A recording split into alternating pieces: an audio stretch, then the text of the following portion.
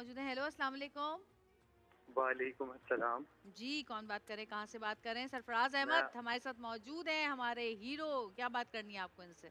जी, जी, मैं इस वक़्त शो देख रहा हूँ। असद नाम है मेरा, कराची जी, से बात कर रहा हूँ। जी मेरा असद। सरफराज भाई से सवाल है। हुँ, वो सवाल ये है कि मैं इनके ना काफ़ी इंटरव्यूज़ वग़ैरह देखता हूँ। ठीक है। तो इनसे सवाल ये था कि जब ये पहली-पहली बार जब पीसीबी में एंटर हुए, तो इनके इंटरव्यूज़ वग़ैरह होते होंगे। तो इंटरव्यूज़ जब होते होंगे तो ये काफ़ी मतलब मैं देखता हूँ कि इन्हें इंग्लिश जब आती है ना, ये घबरा जाते हैं। तो हुँ, ये किस तरह टैकल करते क्योंकि हैं? आज हम भी उसी क्योंकि तरह हम टैकल कर रहे हैं या पाकिस्तानी हैं, मैं भी फिर बहुत घबरा जाती हूँ इंग्लिश से।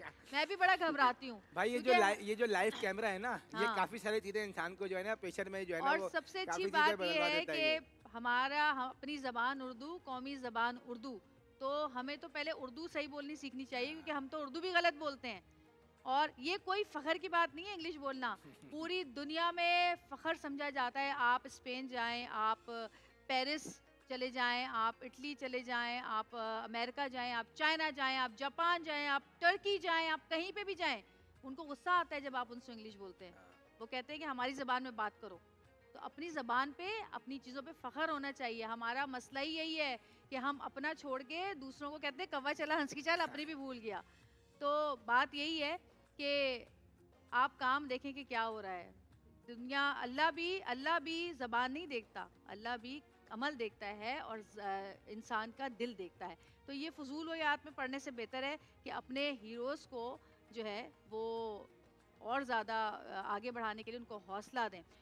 जवेरिया सऊद ने जिस तरह से कॉलर को सुनाया, लोगों को बहुत ही अंदाज़ पसंद आया क्योंकि हमारे जो हीरो हैं वो बहुत ज़्यादा मेहनत करते हैं और तभी जाकर वो हीरो बनते हैं। तो हमें अपने हीरो की इज़्ज़त करनी चाहिए। जवेरिया सऊद ने जितनी भी बातें करी, सारी ऑडियंस उनकी बातों से मुत्तफ़िक होती है और उनको बहुत ज़्यादा पसंद करती है इस बात पर कि उन्होंने जिस तरह से हमारे हीरो के लिए बात करी, वो अंदाज़ उनका बहुत पसंद आया और जिस तरीके से उन्होंने सुनाया है तमीज़ के दायरे में रहकर उस कॉलर को, सबको ये अंदाज़ उनका बहुत पसंद आया। जबकि जवेरिया सऊद तो आजकल बहुत ज़्यादा लोगों को तनकीद का निशाना बनाया हुआ है क्योंकि वो एक नात पे बहुत ज़्यादा ज़ारो कतार रो रही थी, जिस पर लोगों ने कहा था कि बहुत ज़्यादा ही ओवर एक्टिंग हो गई है। उनको बहुत ज़्यादा लोगों ने सुनाया था, उनकी इंसल्ट भी करी थी शो के लिए कि इन्होंने बहुत ज़्यादा ओवर एक्टिंग कर ली है। कुछ लोगों ने तो उनका साथ भी दिया कि नहीं, जो भी है वो जो नाते सुनता है बंदा तो उसी माहौल में चला जाता है और उसी हिसाब से फीलिंग्स बाहर आ जाती हैं।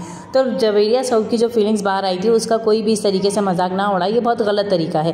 बहुत से लोगों ने उनका साथ भी दिया तो बहुत से लोगों ने उनको सुनाया भी क्योंकि जवेरिया सऊद जो है वो बहुत ज़्यादा टैलेंटेड एक्ट्रेस हैं और लोग उनको बहुत ज़्यादा पसंद करते हैं। वो बहुत ज़्यादा पुरानी एक्ट्रेस और मंझी एक्ट्रेस हैं, तो लोग बहुत ज़्यादा उनके फैंस भी हैं। तो लोगों ने बहुत ज़्यादा उनका साथ भी दिया और कहा कि नहीं, जवेरिया बिल्कुल सही कर रही हैं। और इसी तरीके से जिस तरह से उन्होंने सरफराज अहमद का साथ दिया और उनके लिए जिस तरह से बातें करी, सरफराज को एक लफ्ज़ नहीं कहने दिया उन्होंने, बल्कि सारा जवाब जो है वो उन्होंने खुद दिया उस कॉलर को।